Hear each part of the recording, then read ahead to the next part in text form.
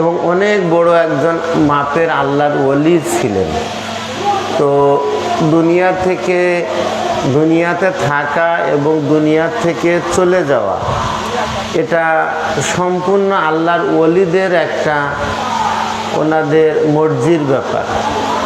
যে কথাগুলো ইতিপূর্বে আজকে সারা রাত ধরে আমাদের মাদ্রাসার প্রাক্তন ছাত্ররা, আমাদের আলেম ওলামারা আপনাদের সামনে এগুলো বর্ণনা করেছেন। একটা হাদিসে কুদসির মাধ্যমে আছে, বুখারী শরীফের এটা হাদিস শরীফ, যে আল্লাহর ওলিরা ইচ্ছা করলে ওনারা যে কোনো সময় আল্লাহর দরবারে হাজিরা হতে পারে না। এটা আল্লাহ পাক ওনাদেরকে এই নিয়ামত দিয়েছেন। তো ওরস পাকের রাত হচ্ছে এই যে যিনি গদিতে থাকেন বাদশাহ, শাহেনশাহ, উনি আর এক বাদশাহকে মিলন করিয়ে দিয়ে ওই রাত্রে তিনি চলে যাওয়ার দিনটাকে ওরস শরীফের রাত বলে। অর্থাৎ প্রত্যেকটা ওরস শরীফে আমাদের কাছে অত্যন্ত বরকতের রাত। অর্থাৎ দুই বাদশাহ, দুই শাহেনশাহ, দুই মালিক পাকের একত্রিত হওয়ার রাতকে ওরস শরীফ বলে।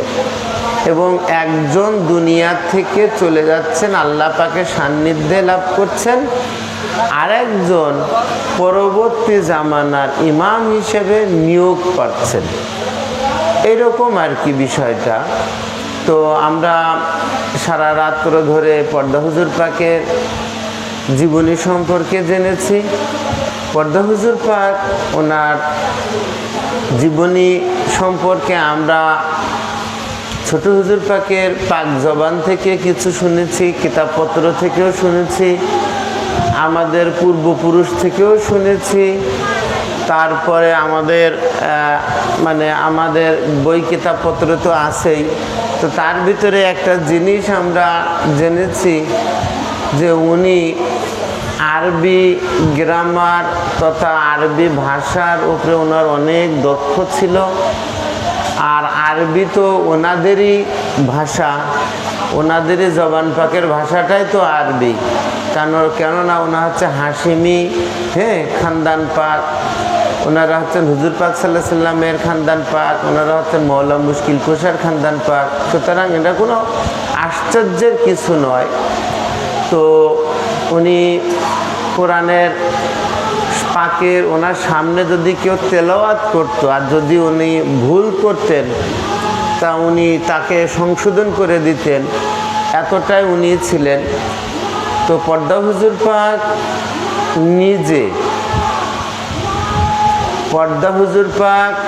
নিজে বড় হুজুর পাককে পড়াতেন, বাহিরের শিক্ষক না। ওনার যত প্রকারের ইলিম দেওয়ার দরকার, তালিম দেওয়ার দরকার, যত কিছু দেওয়া দরকার, যা কিছুই প্রয়োজন একজন মুর্শিদ হিসাবে পরবর্তী সাজ্জাদা নসীনকে তৈরি করার জন্য যা কিছু দরকার উনি ঘরে বসেই সম্পূর্ণটাই পর্দা হুজুর পাক বড় হুজুর পাককে দিয়ে গিয়েছেন। তো এই ব্যাপারে আমরা দেখেছি যে একদিন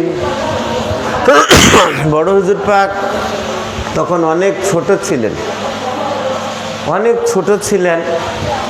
22 নম্বর খানকা শরীফে তখন আপনার দাদা মুর্শিদ পাক অর্থাৎ হুজুর পুন্নুর পাক হযরত সৈয়দ শাহ এরশাদ আলী আল কাদরি আলাইহিস সালাম উনি ছিলেন।